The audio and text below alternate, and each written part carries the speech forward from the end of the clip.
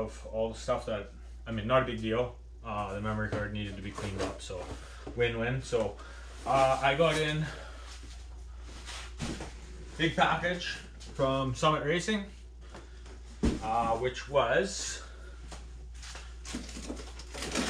7176 air conditioning compressor from Vintage Air from Summit Racing, but it's all a Vintage Air kit for the LS for the 6.2 Camaro, the bracket kit I got as well. So this bad boy is heavy and it's got some weight, and it's a mini style, so it's going to be clean. It's going to look good under the hood. This is a billet adapter to go on to boom like that, so that's going to look real good. I didn't go chrome, I mean, not because it was an extra $100, but I mean, there's ceramic and stuff under there, but I mean, this thing looks good just the way it is. So I mean, I could polish this up a little bit and it's gonna look like butter. But anyways, these two, part of my Summit Racing order. And then obviously the bracket kit, which is boom, which is made by Quick Performance. But anyway, so like all the hardware with this kit is labeled. So there's extra bolts, included bolt and spacer for use with 2010 Camaro water pump. So that's pretty sweet. These are all labeled, spacers, mini AC, and then all your shims, all your spacers. So, and then boom, right here I have the new tensioner. So it's gonna obviously need an upgraded tensioner over there. So this will work good.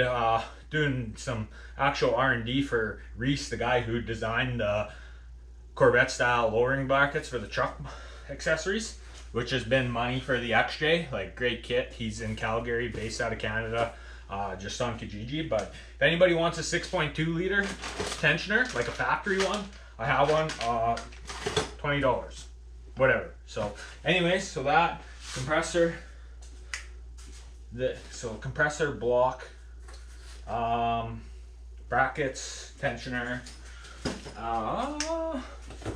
and so that was my Summit Racing. I would have got everything from Summit Racing, but they only had those three things in stock. So my second order was Jegs. They had everything else in stock that I needed from Vintage Air, because Vintage Air has no stock on anything, zero of what I needed. So they recommended suppliers, right? So anyways, so this is, oh my, this is sick.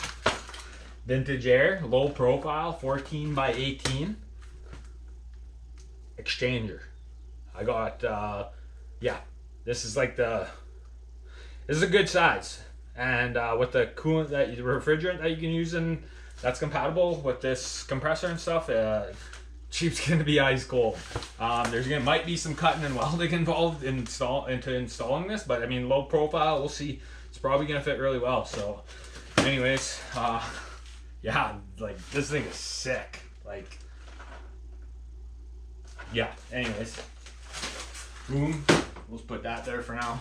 Thank you very much, Jakey, for letting me use the garage. And then what do we have in here? Vintage Air. This is okay, we got Jag stickers, Summit Racing stickers, you know, spend $2,000, $2,500 and get super stoked over a couple 10, 50 cent stickers. But anyways, so we will go through the contents of this box here.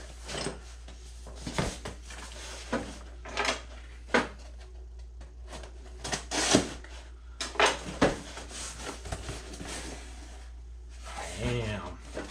So Vintage Air, this is I don't know the part number off by hand, but yeah, I do. This is the Vintage Air 547-000 extended length hose kit with a dryer. So it has a dryer already in there, the hose kit, everything, all the fittings, everything. This is probably more fittings than I'll actually need, but who knows? I guess better more than not enough. And then obviously all this hose. So I wanted to have this on hand just in case I needed to use all the stuff, but I have all my factory evaporator for the stock AC system is still in the vehicle, and I still have the exchanger and all that stuff. So I guess you can say I'm gonna probably kind of bitch this thing together. Just, I call it bitch. It's gonna be ultra clean and done right, but see what parts we end up using and stuff like that. Like, I don't want to do a bunch of cutting and modifying and blah blah blah, right? So I guess we'll see. Stay tuned, and I don't know where or what I'm gonna include in the rest of this video, but there's definitely, the next episode is gonna be like straight up wrenching. I'm also been playing with torque converters.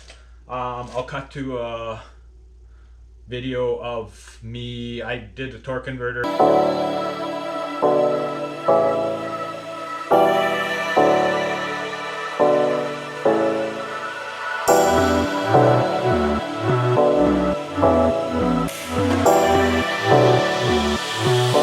The torque converter.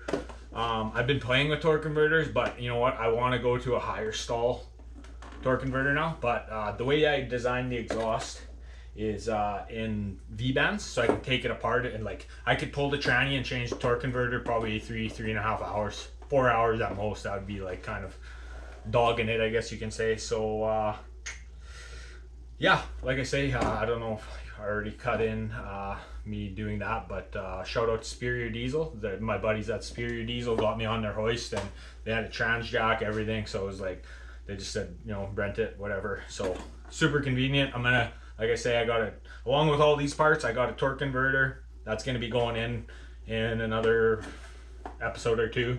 And yeah, I mean, as you can see, the new rims are on, or the new rims, the factory restored to original rims are done. The rear tire, or the spare tire, is getting refinished as we speak. And yeah, they used to be blue pinstriping. That's an AMC thing. These are one of the most rarest, I guess you can say, AMC rims. So they were all mint still. I mean, I just wanted them refinished. I mean, they had a little bit of pitting and a little bit of rust on them, so I got them refinished professionally. They were gone for about 2 months, and like I say, I got the spare tire being done now because I kind of wanted to see what all 4 of them were gonna look like. But said and done, I mean, you guys seen in the montage, they look so dirty, and I went paint match to the factory Pioneer pinstriping. So yeah, that's pretty much her. I guess maybe closing credits, maybe I'll get on that bracket kit, or maybe the front clip's definitely gonna have to come off tonight, and start test fitting the exchanger and whatnot. So I guess thanks for tuning in, and yeah, we're gonna get vintage air on this thing, get a different stall rating torque converter in it, and oh, boom, forgot one thing. 3-inch stainless steel exhaust cutout from Performance World. On a fob, bang bang. So this stuff is beautiful, like straight up weld form. Very nice weld, looks like quality stuff. Performance Plus are the ones who actually recommended it. So where is this? I mean, yeah, you get the point. So the exhaust cutout, the electronic goes there, boom, and then it kind of goes, well, it'll go this way, and then she just sings. Bah! Anyways, so yeah, exhaust cutout.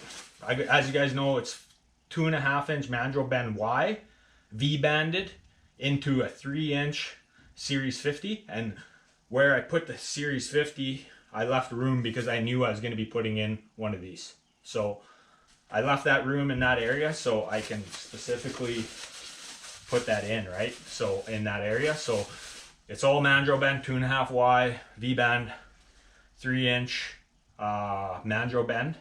And then the Series 50 by Flowmaster. Sounds great.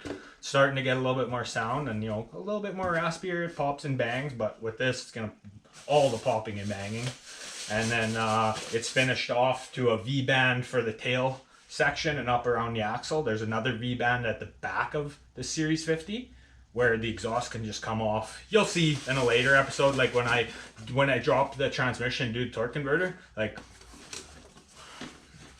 we'll see, probably like a 3-hour job, because of you're not dealing with exhaust. It's just like zing zing zing, pull the Y off, blah blah blah, and then drop the tranny hole with the